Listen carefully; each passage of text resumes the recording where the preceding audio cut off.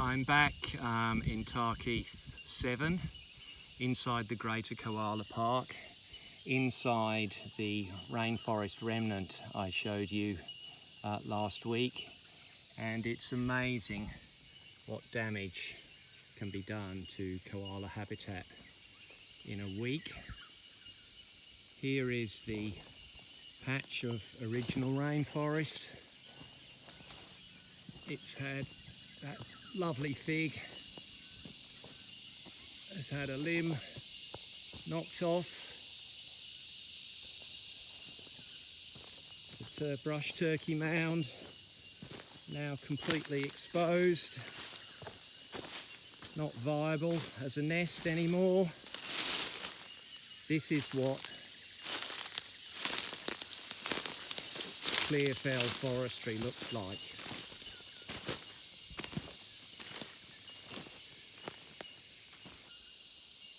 So I'm still inside that remnant of original forest,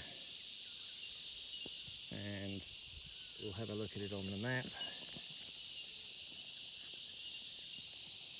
And my dot is over a tree. There's the fig. Go back to 73. Here we are. Here's the fig. Here's the tree. Go to the harvest plan. This remnant was not marked. This natural habitat tree was not marked.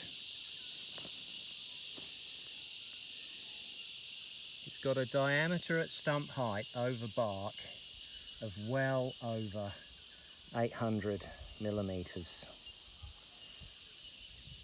It can be legally cut, but it's pretty obvious that that is a big tree. This will end up being sent to China for toilet paper.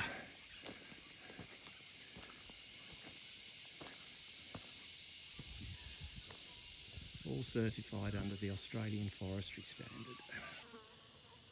I'm inside one of the larger remnants in this part of Tarkeeth.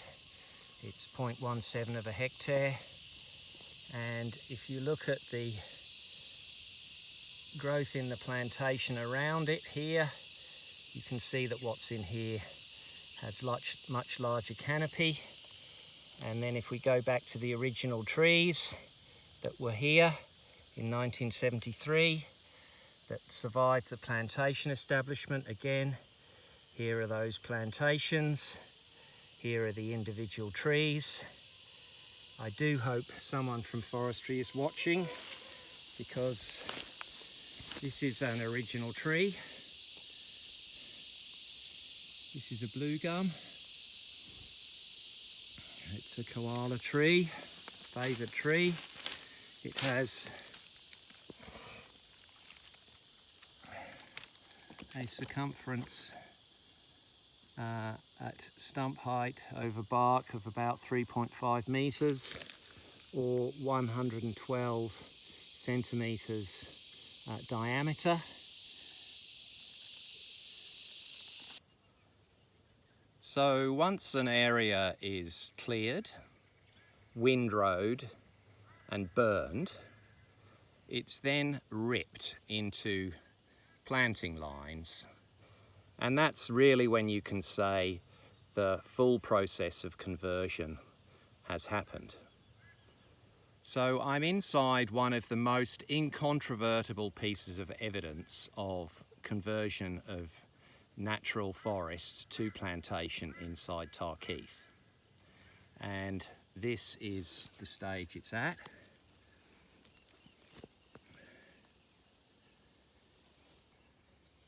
So Forestry claims that you can't tell whether conversion has happened from one image. So I have the historical imagery here from 1973, from 1984. I've got the Department of Primary Industry composite mosaic from between 2009 and 2014. I've got Google Earth from 2017, and I've got the latest near map imagery immediately post the conversion event from 2022.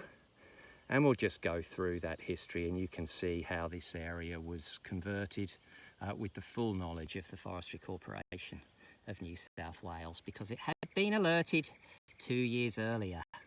I did also note that Dr. Cadman referred to conversion to plantation, but you say that this you referred to Tarkeeth State Forest as a plantation. Which is it? Is it a native forest, or is it a plantation that you're revisiting? It's a plantation. So in the 60s, a paper company established quite a lot of plantation on the north coast. They bought dairy farms and planted them to flooded gum. The pulp market that was envisaged never happened, and in the mid-80s they sold to what we would, the Forestry Commission, as it was known then. So it was dairy farm, 850 hectares planted in the 60s and 70s, and that's what's been harvested and replanted now. We'll start in 1973, which is the conversion year. Here's the historical aerial photography.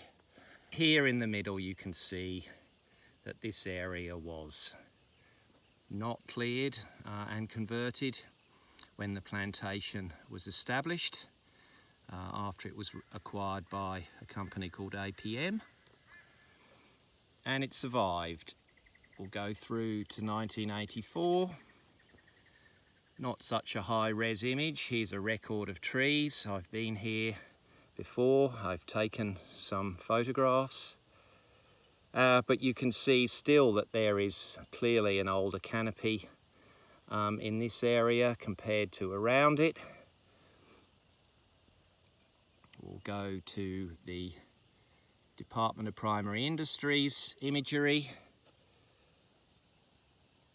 which is what Forestry uses, and you can already see from this photograph to the north there's been some thinning. That's why you can see those stems of the trees, but in here this has been left intact, and you can even see the different colours of the canopies.